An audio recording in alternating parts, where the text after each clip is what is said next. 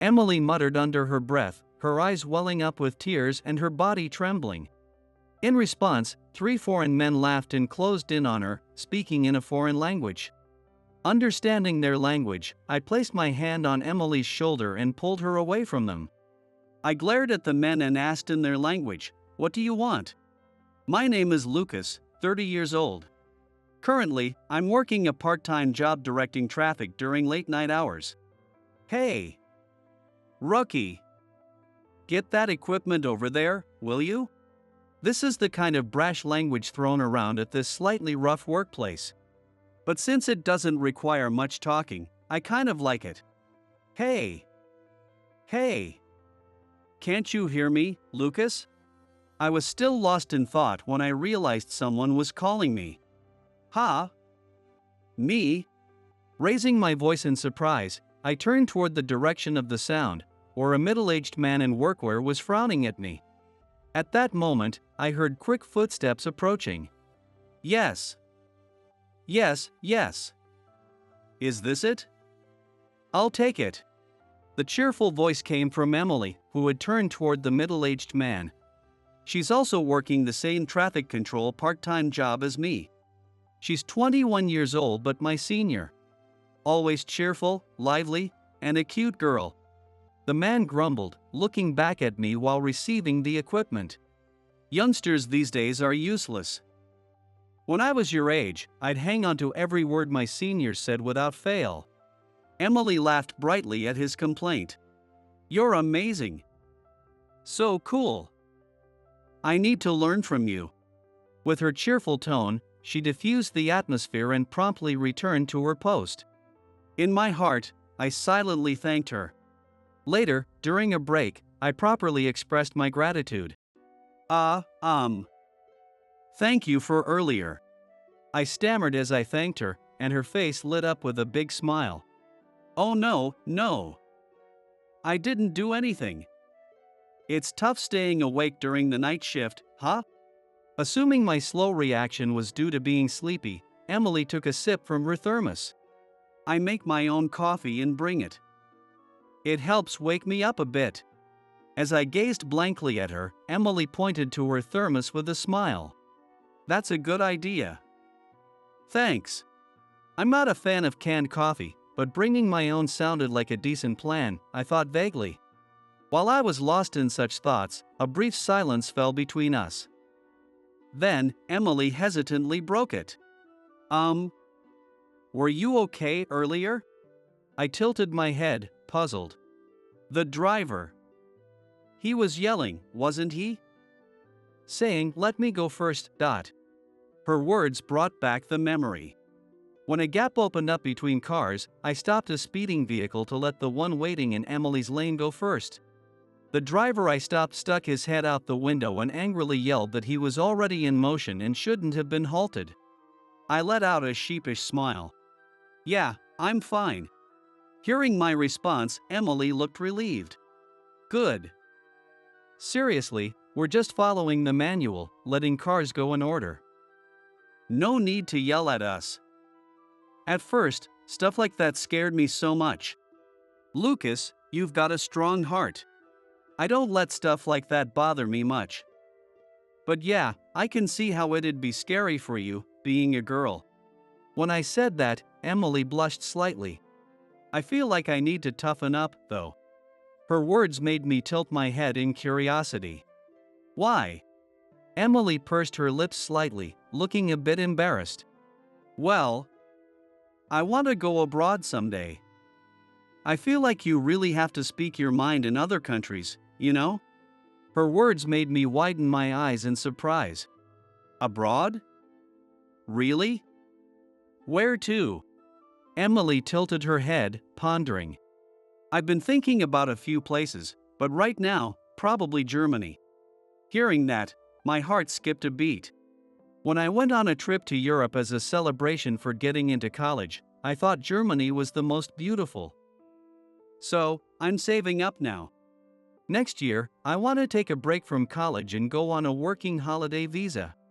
That explained why she was working these late-night shifts. I wanted to keep the conversation going, but the signal for the end of the break forced me back to my post reluctantly. For the next few days, our shifts didn't overlap, and I didn't see Emily. I spent my days quietly directing traffic at a site without her, all the while wanting to talk more about Germany. A week later, when I arrived for my shift, I saw Emily again. Feeling a bit brighter, I started to walk toward her only to hear a man's angry shouting. Looking closer, I saw Emily's wrist was being grabbed, her face pale, her lips moving soundlessly in fear. I broke into a sprint toward her. What on earth were the other workers doing? Many of the men at the site were strong, physically capable, and used to tough work. Why wasn't anyone helping her? As I got closer, the answer became clear. The man holding Emily was a massive foreigner. Shouting loudly in a foreign language and with a formidable build, he was intimidating enough to make the others hesitate. Still, it was shameful for grown men to be paralyzed by fear over something like that. I dashed past the hesitant onlookers and reached the scene. Emily was trembling, her eyes brimming with tears as she muttered softly. 3 foreign men were laughing as they closed in on her, speaking in their native language. Understanding their words, I put my hand on Emily's shoulder and pulled her away from them. I glared at the men and asked in German, "What do you want?" The fact that I spoke German caused everyone around us to freeze for a moment. The German men turned to look at me. Their breath reeked of alcohol. Their faces were flushed. It was obvious they were heavily intoxicated. They rambled about how they just wanted to invite a Japanese woman to join them since they had come all this way to visit Japan. Their explanation was nonsensical.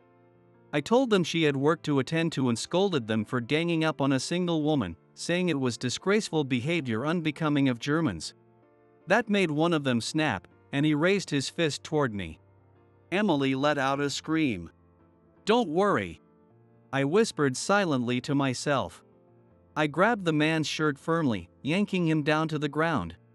Without hesitation, I transitioned into a grappling move, pinning him securely to the road. I glared at the other 2 German men. "If you want to cause more trouble, I'll take both of you on next."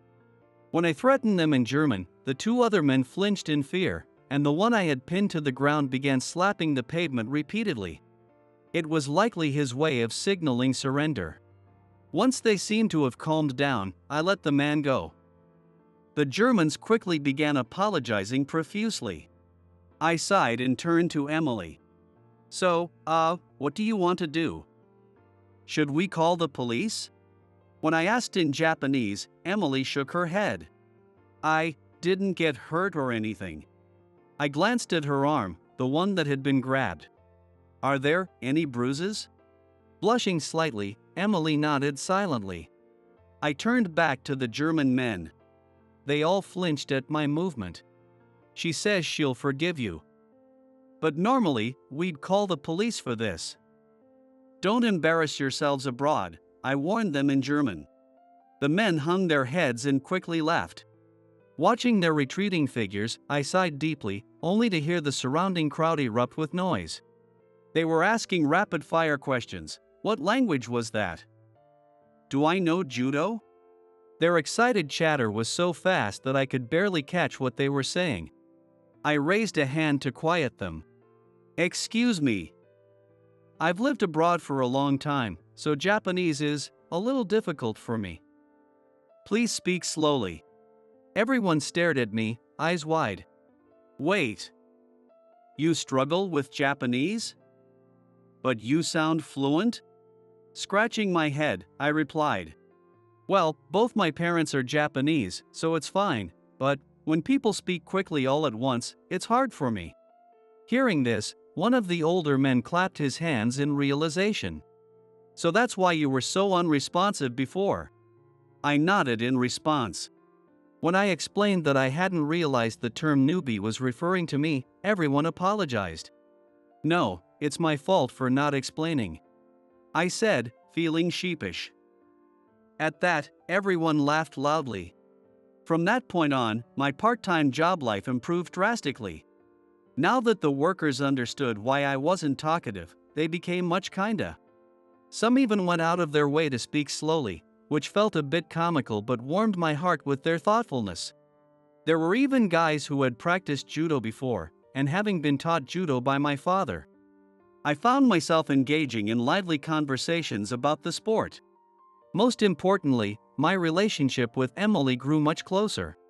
"Why didn't you tell me you could speak German?" she asked, her curiosity piqued. Before I could answer, the break ended, cutting our conversation short.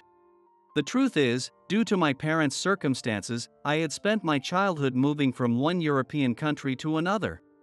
Among all the places I lived, I spent the longest time in Germany. While I loved Germany, I was also curious to know why Emily had taken such an interest in the country. When I shared this with her, her eyes widened in surprise. "You moved around Europe? So, Lucas, how many languages do you speak?" I counted on my fingers. "Let's see. Japanese, German, French, Italian, and English, I guess." Her eyes grew even wider. 5 languages. That's amazing." Then she looked down, her expression clouded. "I said I wanted to go to Germany, but I can't really speak German at all. I've been studying it, but it didn't work at all with those guys. I'm so naive." She drooped her shoulders dejectedly. "Well, those guys were really drunk." I tried to reassure her, but she shook her head. "No. I was too naive. Trying to juggle college and part-time work, I let my German studies slide. I thought I could manage somehow. But this won't work. I won't gain anything if I go to Germany like this." Her earnestness made her even more endearing. "Can you teach me German?" Without hesitation, I nodded. "Of course." "Ah, but..." Then I realized something. "It might only be temporary, or maybe not, I'm not sure," I said, hesitating. Emily tilted her head, puzzled. "I'm only staying in Japan for a limited time," I explained. "That's why I'm working part-time." I decided to share my story. Since childhood, I had been moving from one European country to another. Both my parents are Japanese, so they made sure I learned Japanese at home. Because of their jobs, we lived in Europe for most of my life, but when I was in college, my parents returned to Japan. I chose to stay in Germany, where I was attending college. Even after graduating, I worked and lived in Germany. But a few months ago, my parents contacted me. They told me my grandmother had been diagnosed with cancer. She had lived a lonely life after my grandfather passed, especially while my parents were abroad. Out of concern, my parents had been living with her since returning to Japan. Before she passed, they wanted her to spend time with me, her grandson, and asked me to come back to Japan. I wanted to create more memories with her, too. Whenever I returned to Japan, she always treated me kindly. She would spoil me with lots of delicious Japanese food. The fact that I had so few memories with my grandmother made me feel lonely. I had even fewer memories of my grandfather. I didn't want to part from her with regrets. That's why I decided to return to Japan temporarily. After spending her remaining time with her, I plan to go back to Germany. I've taken a long-term leave of absence from work. When I explained the reason, they readily agreed. Even when I told them I wasn't sure how long it would be, their response didn't change. So, I might suddenly have to go back to Germany. But my grandma's doing fine right now," I added with a smile. Emily's face lit up with relief. "That's great. Not because I want you to teach me German, but because your grandma is doing well." What a kind-hearted person, I thought. Yeah. I chose the night shift so I could spend as much time with her during the day. The other day, we visited a big shrine together. It was amazing. My grandmother had happily joined me for the visit, and we even bought matching amulets. I hope she stays healthy for as long as possible. Alright then, let's hope for your grandma's long life, and I look forward to learning German," Emily said enthusiastically. I nodded with a smile. For the next few months, Emily's schedule became even busier. She balanced college classes, German language school, her night shift, and our German lessons. We reviewed what she learned in school and practiced practical German phrases, with me sharing insights from my own experiences. Her eyes sparkled with excitement as she practiced her pronunciation. I felt grateful to help her prepare for her future.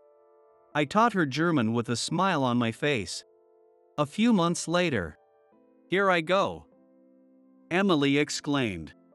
I had come to Narita Airport to see her off. Today, she was leaving for Germany on a year-long working holiday. Her German has improved considerably.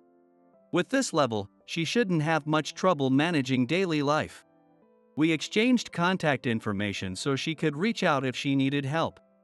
"I'm looking forward to seeing you in Germany," I said with a faint smile. Emily's expression turned sad. "It's no good. Please stay in Japan until I come back," Emily said.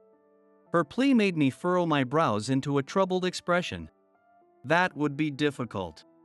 My grandmother's care had entered a delicate phase, with my parents and the hospital discussing whether to transition her to palliative care. I forced a smile. "If I can manage it, we'll meet in Japan," I said. Emily nodded with a soft smile. "Thank you so much. Not just for seeing me off, but for everything. I'll experience as much as I can over there." With those words, she walked straight toward the boarding gate. 1 month after seeing Emily off to Germany, I bid farewell to my grandmother in her final journey to heaven.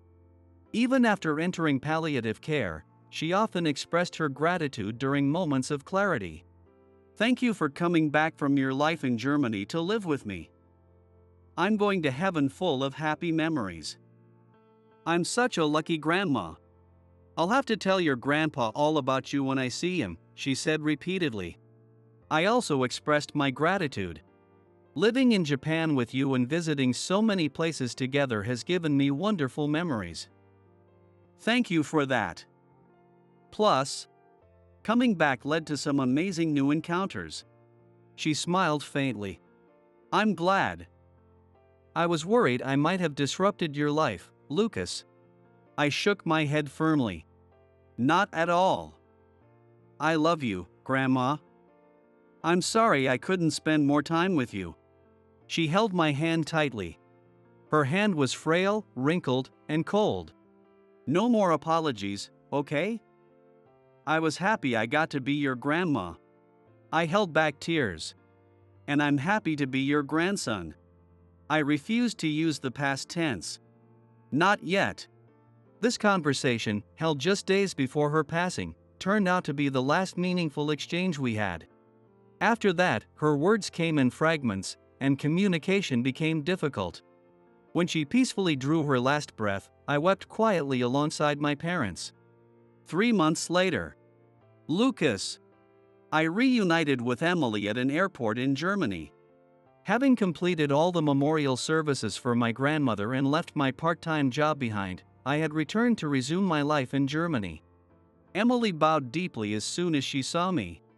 "My deepest condolences," she said. Seeing her sad expression, I gave her a bright, reassuring smile. "Thank you." I was able to say goodbye with no regrets. My cheerful demeanor seemed to put Emily at ease. "All right then. From now on, no Japanese. We're in Germany, after all." When I suddenly declared a ban on speaking Japanese, Emily panicked. "Ha? Wa? All German?" she stammered, mixing German and Japanese. Her flustered reaction was adorable. Although I resumed my hectic work schedule in Germany, leaving little time to see Emily, she quickly adapted to her new life. However, Emily had found a part-time job on her own and was already living a fulfilling life in Germany. It seemed she had made friends and was actively enjoying herself. While I had hoped to spend more time with her, I felt oddly proud thinking about how a young Japanese woman was embracing Germany's charms. There was one event, however, that I really wanted Emily to attend. Oktoberfest? Of course, I plan to go. "But it gets so crowded, I'm worried about navigating it," she said. I shook my head firmly. The brewery I work for is setting up a booth at Oktoberfest. Why don't you try working with us? I think it would be a great experience for you. Emily's eyes lit up as I suggested. Really? That's perfect. I was actually about to leave my current part-time job and had been looking for the next one. Emily replied enthusiastically. It seemed like a perfect opportunity, and I felt a little relieved. Oktoberfest in Germany is held every year from late September to October. Our brewery gets extremely busy preparing for it. During the event, the workload is overwhelming. While I usually handle administrative tasks, I take on a variety of roles during the festival. I hoped it would be a stimulating experience for Emily. And then, in mid-October, Emily and I were finally able to relax and enjoy a meal together at a bar in Germany for the first time in a while. Cheers to your hard work, I said. After finishing the whirlwind period of Oktoberfest and wrapping up the cleanup and other miscellaneous tasks, I was finally able to catch my breath. Emily, on the other hand, wore a radiant smile. I only did the simple tasks, so I'm not tired at all, but you were literally running around everywhere. Great job, Lucas. Raising our beer mugs, we clinked them together with a satisfying clink. Emily, who had quite the tolerance for alcohol, downed her beer in hearty gulps. Her bold style of drinking was refreshing to watch. Placing her empty mug on the table, she turned to me with a radiant smile. "I've found what I want to do," she declared. Her words took me by surprise. "I want to bring Oktoberfest to Japan," she said with sparkling eyes. I blinked, taken aback. Oktoberfest events are already held in various places in Japan. I want to be part of them. Having experienced the real Oktoberfest here, I want to contribute to it. Her beaming face was adorable. But at the same time, I felt a twinge of sadness. Now that Emily had discovered her dream, she would chase it with youthful determination, possibly leaving me behind as she forged ahead. Still, I knew I had to support her growth. As I was lost in those thoughts, Emily's hand gently touched mine. My heart skipped a beat. "Lucas, will you do it with me?" she asked softly. I widened my eyes in shock. "What?" Emily intertwined her fingers with mine. "My time in Germany is almost up. When I left Japan, I thought I'd see you again someday. But if I go back to Japan and you stay here in Germany, I might never see you again." Her tearful eyes met mine. "I don't want that. I want to stay with you, Lucas, forever," she said, her voice trembling. Her heartfelt confession made my chest tighten. "You're so young, Emily. You shouldn't decide your life like this because of someone like me," I said, trying to reason with her. Tears streamed down her cheeks. "Am I not attractive to you? I don't care about the age difference. I love you. But, am I not attractive enough to make you forget about it?" I swallowed hard, my mind racing. What's the right thing to do? How should I respond? After a moment of internal struggle, I finally spoke, my voice trembling. "Of course, you're attractive. Do you have any idea how hard it's been for me to suppress my feelings for you all this time?" Emily's eyes widened in surprise. "Really? You're not lying?" She started, but I gently stopped her with my hand. "But, Emily, I can't imagine settling down in Japan permanently. What about Germany? If you join my company, you can be involved in Oktoberfest every year. Wouldn't that work?" When I made my suggestion, Emily hesitated. "I've thought about that too, but I want to bring this culture back to Japan. Even though there are already Oktoberfest-style events there, I want to offer something even closer to the authentic experience. I want to be a bridge between Japan and Germany," she said with earnest eyes. Her sincerity made me sigh in reluctant surrender. "All right, let's take some more time to talk it through." "We still have time," I said. But as I watched her beam with excitement, I had a feeling my future was already decided. 10 years later. Oktoberfest tents are so much bigger in Germany. Emily whined like a child. I held up a hand to pause her. But just having a big tent won't mean anything if it goes unused. We have to think about attendance numbers, I pointed out. Emily puffed her cheeks in frustration. But those giant tents are part of the charm. I chuckled. To me, the charm is in the bustling atmosphere, I replied. Emily raised an eyebrow. You know, sitting elbow to elbow with strangers in a packed tent. Bumping into them and clinking glasses to toast, those are the moments that make it special.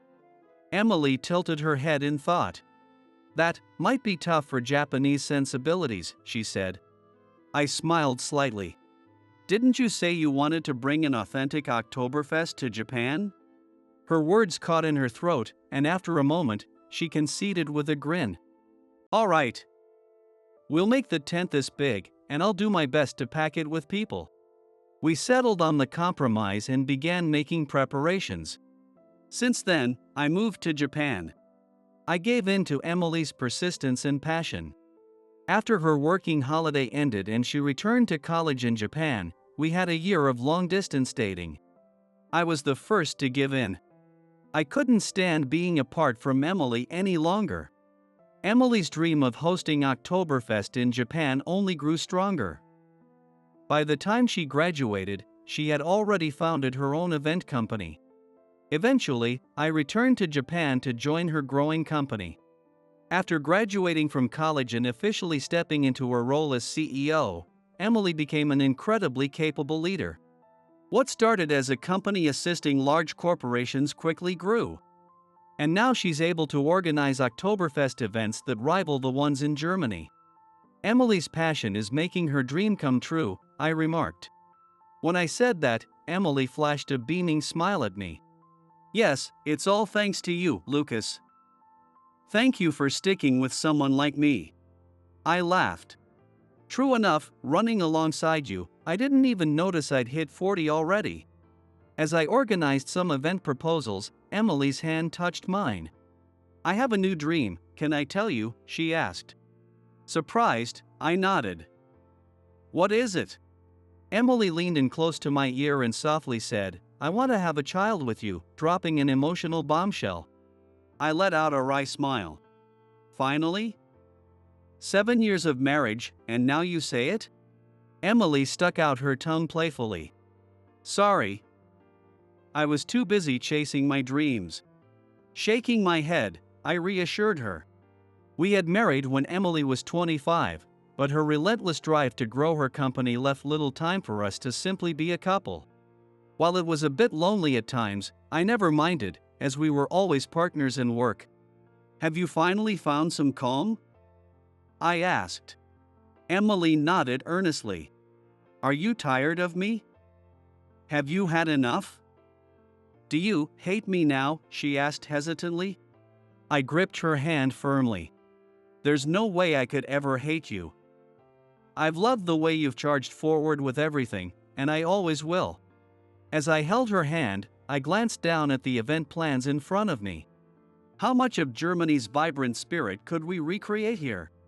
The thought of our next event and the future we were building together filled me with excitement.